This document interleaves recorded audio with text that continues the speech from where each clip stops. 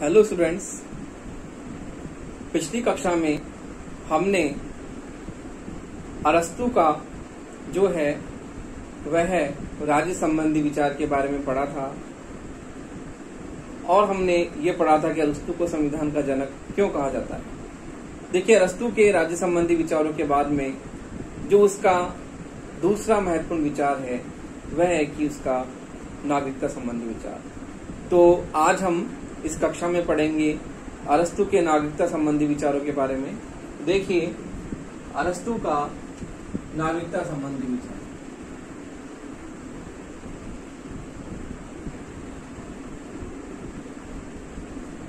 अरस्तु के नागरिकता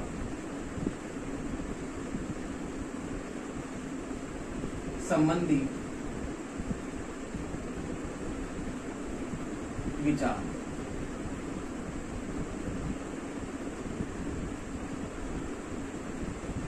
देखिए, अरस्तु ने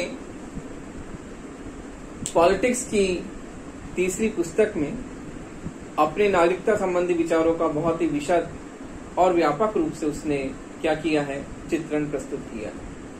अरस्तु बहुत ही विस्तृत रूप से बताता है कि नागरिकता क्या है, नागरिक कौन है, और नागरिकता के बारे में यह भी बताता है कि नागरिकता के आवश्यक गुण क्या हैं और कौन व्यक्ति क्या है, नागरिक है। और वह कुछ ऐसी दशाएं भी बताता है जिससे वह कहता है कि नागरिकता को किन लोगों के लिए वो वंचित करने की बात करता है। वो हर किसी व्यक्ति को नागरिक होने की बात नहीं करता। उसका यह भी आधार है कि केवल जन्म लेने से या केवल निवास लेने से कोई भी व्यक्ति नागरिक नहीं हो सकता है। तो इस प्रकार से अरस्तु अपनी पॉलिटिक्स की तीसरी पुस्तक में अपने नागरिकता संबंधी विचारों का बहुत ही विशद और व्यापक रूप से वह चित्रण प्रस्तुत करता है। तो अरस्तु ये बताता है कि नागरिकता किन लोगों को दी जानी चाहिए और नागरिकता से किन लोगों को वंचित किया जाना चाहिए, अर्थात कौन व्यक्ति नागरिकता की परिधि में आते हैं और कौन से व्यक्ति नागरिकता की परिधि में नहीं आते हैं। तो इस प्रकार से अरस्तु बड़ा ही व्यापक और विशद विवेचन प्रस्तुत करता है नागरिकता के बारे में। तो हम कुछ परिस्थितियां आपको बताते हैं कि वह किस तरह से नागरिकता के बारे में अपने विचार प्रतिपादित करता है। तो देखिए, मैं आपको बताता हूं कि किस तरह से अरस्तु का नागरिकता संबंधी विचार ये बताता है कि वह इस परिधि में किन किन लोगों को लेता है। देखिए, इसमें पहला है कि वह केवल राज्य में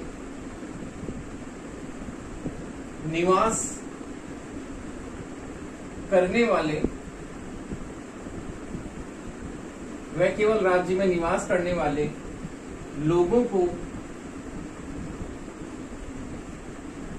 ही नागरिक नहीं मानता।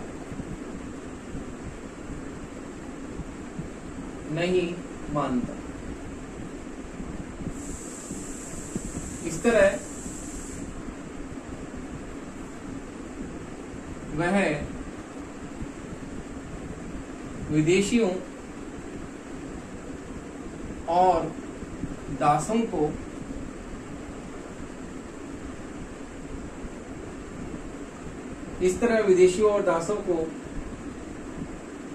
नागरिक नहीं मानता। तो देखिए,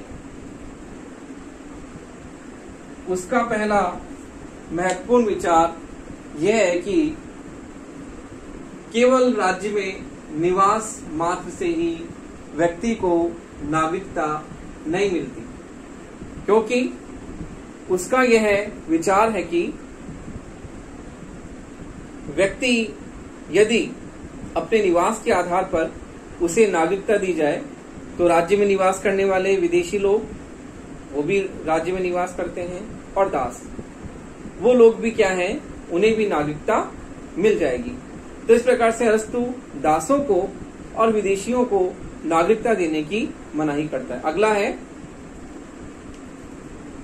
अभियोग चलाने का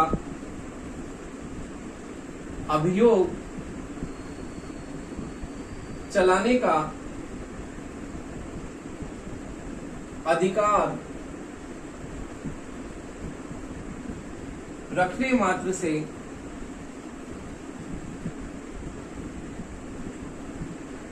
मात्र से भी नागरिकता नहीं दी जा सकती।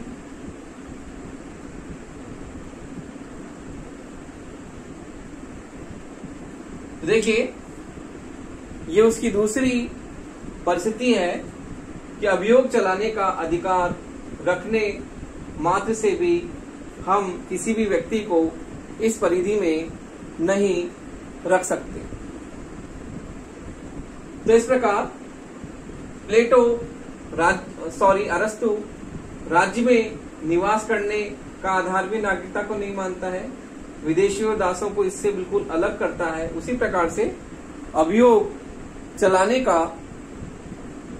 अधिकार भी जिन लोगों को से केवल ये अधिकार रखने मात्र से भी वह नागरिकता की बात नहीं करता है। अगला है जिन लोगों से नागरिकता छीन ली गई है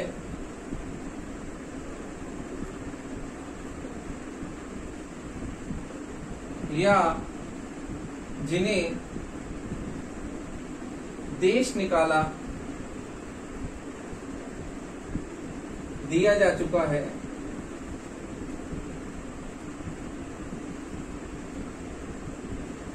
वे भी इसमें नहीं आते हैं।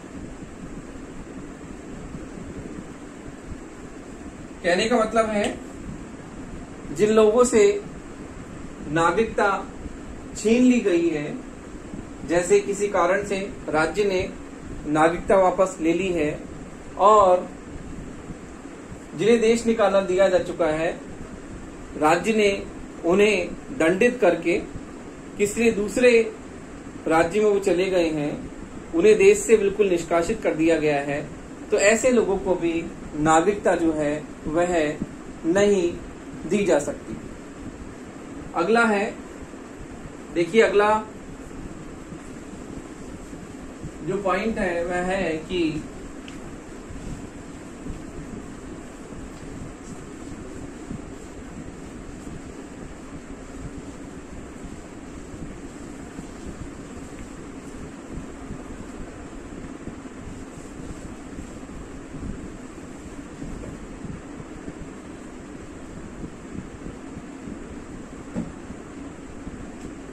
अगला है राज्य में जन्म लेने मात्र से या संतान होने के बाद से भी नागरिकता का आधार प्रदान नहीं किया जा सकता।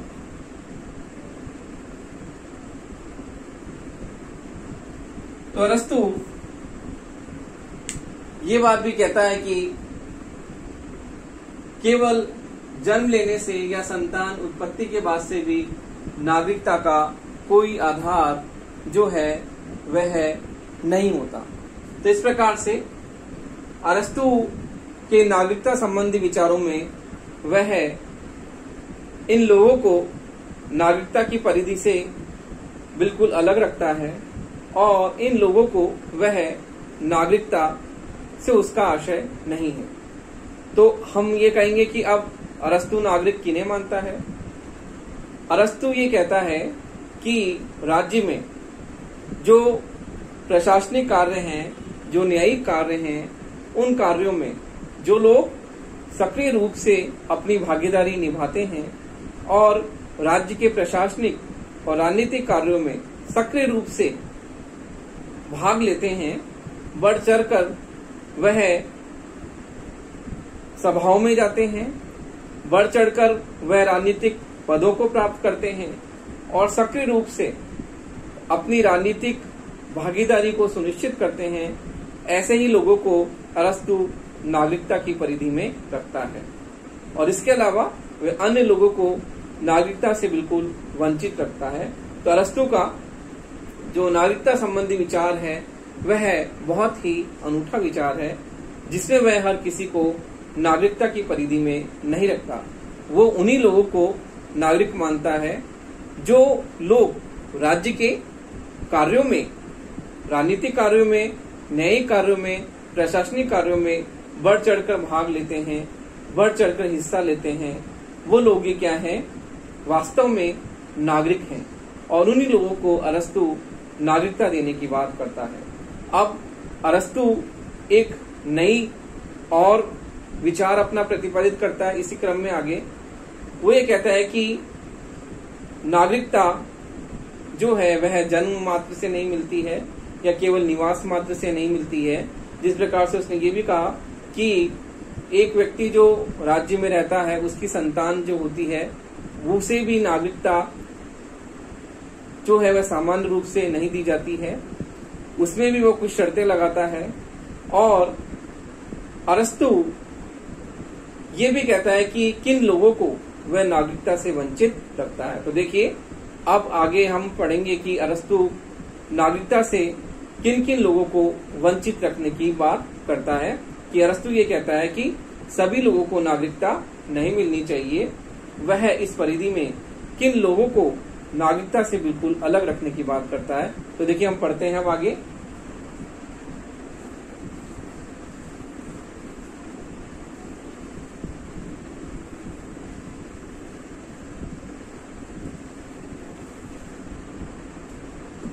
अरस्तु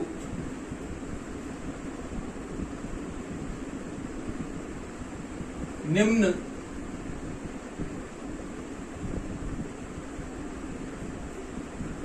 परिस्थितियों के आधार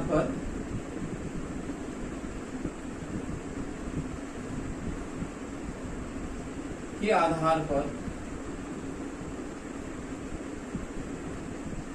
कुछ लोगों को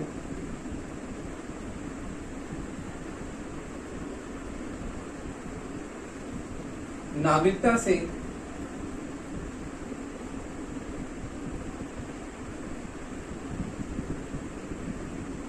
वंचित रखता है।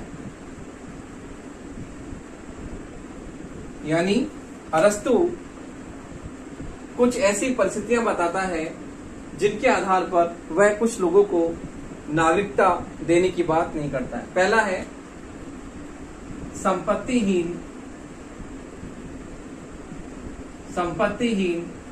व्यक्तियों को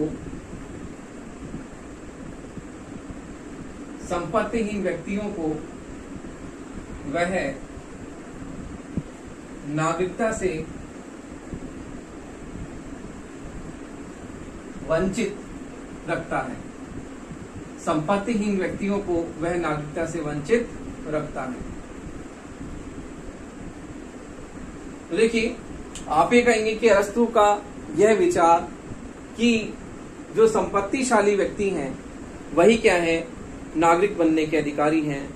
तो यह भी एक उसका हम इसकी आलोचना में देखेंगे कि बड़ा ही विरोधाभास है कि हमें ये लगता है कि ये सिद्धांत तो क्या है, केवल संपत्ति वालों के लिए है। लेकिन अरस्तु ये कहता है कि जिन लोगों के पास में संपत्ति नहीं है उन्हें शासन का कोई अनुभव नहीं है, उन्हें शासन का कोई व्यवहारिक ज्ञान नहीं है। तो इस प्रकार से वो कहता है कि संपत्तिहीन व्यक्तियों को भी नागरिक नहीं बनाया जाना चाहिए। अगला है दासों को भी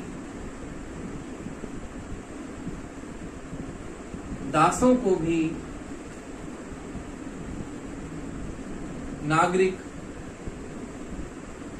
नहीं बनाया जा सकता।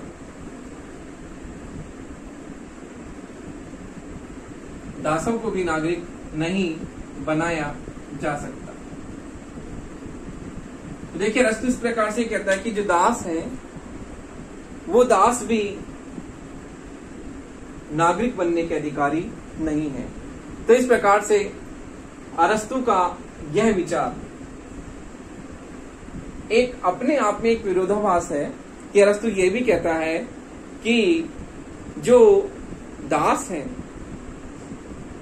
लेकिन इस बारे में वो ये कहता है कि जो यूनानी लोग हैं वो कभी दास नहीं हो सकते, और इस प्रकार से यूनानी लोगों के लिए वो कहता है कि वो लोग दास नहीं हो सकते। लेकिन इसमें वो कहता है कि दासों को भी नागरिक नहीं बनाया जा सकता। तो इस प्रकार से कि उसका विचार एक अलग तरह का विचार है कि दास भी नागरिक बनने के अधिकारी नहीं है। अब है श्रमिक वर्ग के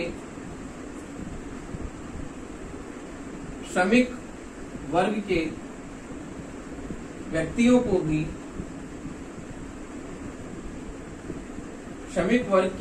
को भी इससे वंचित रखा जाता है।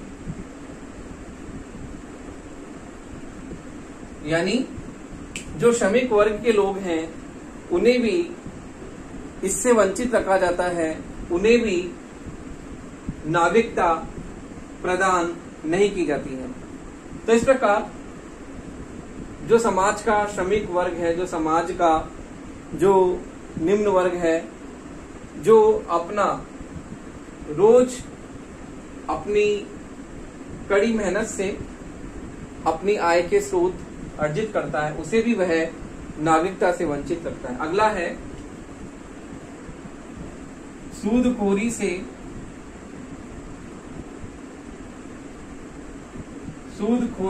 से संलग्न व्यक्तियों को भी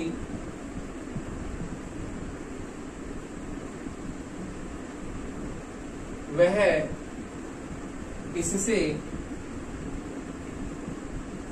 वंचित रखता है। अरस्तु कहता है कि जो व्यक्ति अपनी आय के स्रोतों को सूदखोरी के द्वारा वह बढ़ाते हैं, उन लोगों को भी वह नागरिकता की श्रेणी में नहीं मानता। वो ये कहता है कि जो अपनी आय के स्रोत को बढ़ाने के लिए ब्याज का काम करते हैं, सूदखोरी करते हैं, ऐसे व्यक्तियों को भी वह नागरिकता की श्रेणी में नहीं रखता। अगला है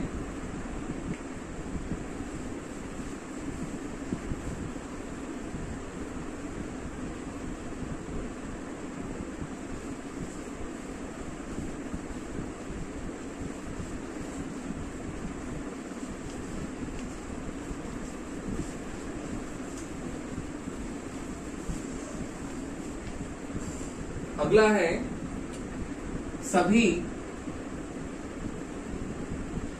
स्त्रियों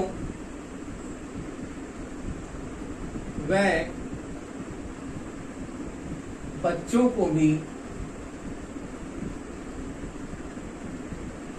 वह नागरिकता से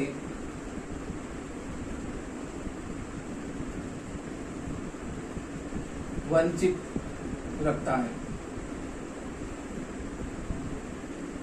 अरस्तु ये कहता है कि स्त्री और जो बच्चे हैं, स्त्री और बच्चों में इतनी क्षमता नहीं होती कि वह प्रशासन के कार्यों में कार्य कुशलता के साथ में वो क्या करें, अपना भाग सुनिश्चित कर सकें। और इस आधार पर वह कहता है कि स्त्री और बच्चे, क्योंकि स्त्री और बच्चों की शक्ति और उनका मानसिक स्तर इतना कुशाग्र और तीव्र नहीं होता कि वे प्रशासन के कार्यों को कर सकें। स्त्री व बच्चों को दोनों को नागरिकता से वंचित रखने की बात करता है। अगला है सभी वृद्ध व्यक्तियों को भी नागरिकता नहीं दी जानी चाहिए। कहने का तात्पर्य है कि जो वृद्ध व्यक्ति हैं उनमें शारीरिक रूप से क्षीणता पाई जाती है, वो इतने सक्षम नहीं होते शारीरिक रूप से कि प्रशासन के कार्यों को कुशलतापूर्वक संचालित कर सकें। तो इस प्रकार से अरस्तु ये कहता है कि जो समाज के वृद्ध लोग हैं, वो समाज के वृद्ध लोग शारीरिक रूप से इतने पुष्ट नहीं हैं कि वे प्रशासन के कार्यों में अपनी भागीदारी सुनिश्चित कर सकें। तो इस प्रकार से हम ये कह सकते हैं कि अरस्तु इन आधारों पर वह ये बताता है कि नागरिक कौन होने चाहिए और नागरिकता की परिधि में किन किन लोगों को वह रखता है। तो इस प्रकार से प्लेटो अपनी नागरिकता का सिद्धांत बहुत ही विशद और व्यापक रूप से, विस्तृत रूप से वह इसकी स्पष्ट रूप से विवेचना करता है कि किन आधारों पर हम किन लोगों को नागरिक मान सकते हैं और किन लोगों को हम इसकी परिधि से बिल्कुल अलग यानी वंचित रख सकते हैं। तो इस प्रकार से प्लेटो का जो नागरिकता सिद्धांत है अरस्तु का जो नागरिकता सिद्धांत है उसमें अरस्तु यह बताता है कि किन लोगों को नागरिकता प्राप्त होनी चाहिए और किन लोगों को नागरिकता नहीं मिलनी चाहिए। इस प्रकार से अरस्तु का जो नागरिकता संबंधी सिद्धांत है उसमें अरस्तु उन्हीं लोगों को नागरिकता देने की बात करता है जो लोग राज्य में न्यायिक, प्रशासनिक, राजनीतिक कार्यों में अपनी सक्रिय रूप से भागीदारी सुनिश्चित करते हैं, या राजनीतिक कार्यों में, प्रशासनिक कार्यों में, न्यायिक कार्यों में जो लोग सक्रिय रूप से अपनी भागीदारी निभाते हैं, उन्हीं लोगों को वो कहता है कि नागरिकता मिलनी चाहिए। तो देखिए इस प्रकार से हम अगला इसमें उसकी आलोचना आती है आपकी कि अरस्तु के नागरिकता संबंधी विचारों की आलोचना।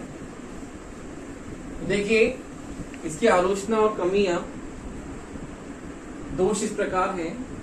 अरस्तु के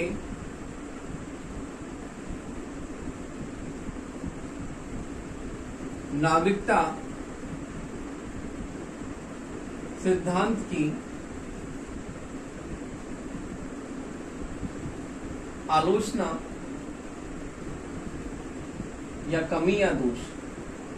अरस्तु के नागरिकता सिद्धांत की आलोचना, कमी या दोष। तो इसकी पहली कमी है कि अरस्तु की नागरिकता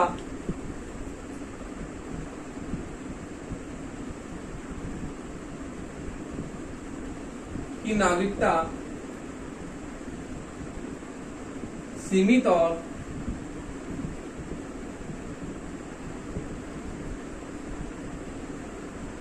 संकुचित धारणा है। सीमित और संकुचित धारणा है। जैसा कि आपने अभी अभी पढ़ा, आपको बताया कि अरस्तु स्त्रियों को, बच्चों को, सूदखोरों को, दासों को, संपत्तिहीन व्यक्तियों को, बुजुर्गों को अपनी नागरिकता से बिल्कुल वंचित रखता है और अपने नागरिकता संबंधी विचारों में वह इन्हें नहीं मानता। वह इन पर नागरिकता संबंधी विचार अपने आरोपित नहीं करता और उन्हें इस श्रेणी से बिल्कुल अलग रखता है। तो इस प्रकार से जो समाज का सबसे बड़ा वर्ग, स्त्रियां हैं, बच्चे हैं, व्यापारी हैं, वह इन सब लोगों को, वृद्ध हैं, श्रमिक वर्ग हैं जो कि उत्पादन के कार्यों में लगे रहते हैं, इन सब लोगों को वह अपनी नागरिकता की परिधि से बिल्कुल क्या करता है, वंचित रखता है। तो इस प्रकार अरस्तु का जो यह विचार नागरिकता को सीमित और संकुचित रखता है कि वह केवल कुछ लोगों पर ही नागरिकता संबंधी विचारों को आरोपित करता है, संपूर्ण जनसंख्या पर वह इसको नहीं आरोपित करता कि संपूर्ण जनसंख्या पर वह नागरिकता संबंधी विचार अपने नहीं प्रतिपादित करता। तो इस प्रकार से अरस्तु का यह नागरिकता संबंधी विचार सीमित और संकुचित धारणा है, क्योंकि इसमें यह सभी लोगों को शामिल नहीं करता। अगला है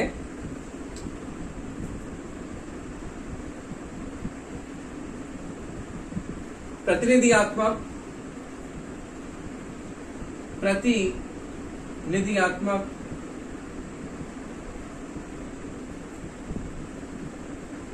शासन के लिए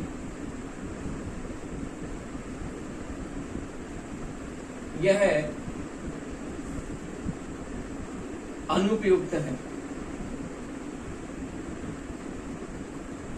देखिए कैसे, प्रतिनिधियात्मक शासन यानी लोकतंत्र, लोकतंत्र में जनता का जो होता है वह निवास जनता में होता है, शासन का प्रमुख आधार जनता होती है, और प्रतिनिधियात्मक शासन में जनता अपने प्रतिनिधियों को चुनती है और चुनकर वह उनसे क्या करती है, उनसे अपनी मांगों की पूर्ति करती है और शासन का आधार जनता है। जबकि अरस्तु का यह सिद्धांत प्रतिनिधियात्मक यानी लोकतंत्र में लागू नहीं हो सकता, क्योंकि निर्वाचन का आधार जो होता है वह जनता के हाथों में होता है, चुनना। जनता अपने प्रतिनिधियों को चुनती है, चुनकर वो राजनीतिक कार्यों का निर्वहन करते हैं, राजनीतिक कार्यों में भागीदारी लेते हैं। तो इस प्रकार से जब अरस्तु अपने नागरिकता में दासों को, वृद्धों को, स्त्रियों को जो है वह नहीं लेता है, तो ये प्रतिनिधियात्मक शासन में संपूर्ण जनता की बात होती है, इलेक्शन सभी के लिए होते हैं, तो ये प्रतिनिधियात्मक शासन के लिए क्या है, बहुत ही अनुपयुक्त है। अगला है, देखिए अगला है धनिक तंत्रीय दृष्टिकोण। धनिक तंत्रीय दृष्टिकोण यानी अरस्तु धनिक लोगों को ही इसमें शामिल करता है, क्योंकि वो ये कहता है कि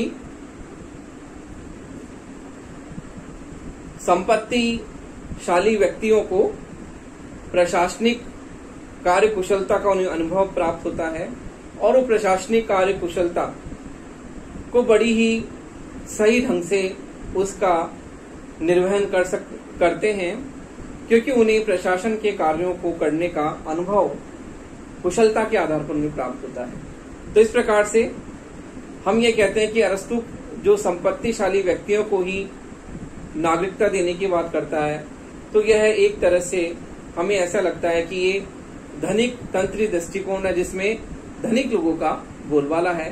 तो इस प्रकार से अरस्तु का यह नागरिकता संबंधी विचार ऐसे लगता है कि ये केवल संपत्तिशाली व्यक्तियों यानी अमीर लोगों के लिए बना हुआ है, जिसमें गरीब लोगों के लिए कोई स्थान नहीं है। तो इस प्रकार से यह एक धनिक तंत्रीय दृष्टिकोण है। अगला है, यह विशाल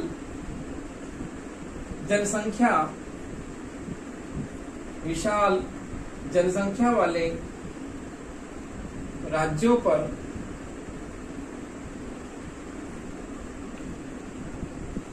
लागू नहीं हो सकता है। ये केवल छोटे राज्यों के लिए ही उपयुक्त है और बड़े जनसंख्या वाले राज्यों पर हम इसे लागू नहीं कर सकते, क्योंकि जहां पर विशाल जनसंख्या होती है वहां पर बहुत बड़ा जनसमूह होता है, और यदि बहुत बड़े जनसमूह को हम इस आधार पर उसे नागरिकता से वंचित कर दें कि ये दास है या ये स्त्री है, ये बच्चे हैं, तो इस आधार पर समाज में क्या हो जाएगा, विद्रोह पैदा हो जाएगा। तो ये केवल छोटे छोटे राज्य उनके लिए क्या है, उपयुक्त है। बहुत बड़े विशालकाय राज्यों पर इसे बिल्कुल भी प्रयोग में नहीं लाया जा सकता। अगला है अनेक वर्गों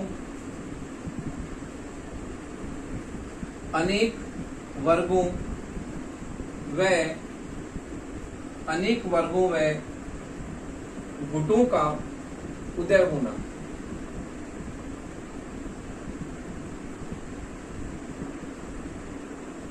अनेक वर्गों में गुटों का उदय होना कहने का तात्पर्य यह है कि अरस्तु के नागरिकता संबंधी विचारों में जो समाज के अलग अलग वर्ग जिन्हें वह वंचित रखता है, जैसे कि दासों का अलग वर्ग हो जाएगा, स्त्रियां बच्चों का अलग हो जाएगा, सूदखोरों का अलग वर्ग हो जाएगा, और जो समाज का जो वृद्ध वर्ग है, बुजुर्ग हैं, उनका अलग वर्ग हो जाएगा। तो इस प्रकार से समाज में अलग अलग वर्ग क्या होंगे, वो पैदा होंगे, और अनेक लोगों को वह अलग अलग वर्गों में विभक्त कर देगा अरस्तु का नागरिकता संबंधी विचार। तो इस प्रकार से समाज में अनेक अनेक वर्ग और गुट क्या हो जाएंगे, पैदा हो जाएंगे, जिससे राज्य में अस्थिरता की स्थिति या विद्रोह की स्थिति उत्पन्न होने का जो खतरा है हमेशा मंडराता रहेगा। अगला है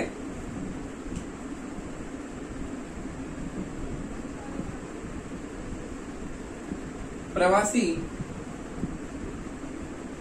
लोगों पर भी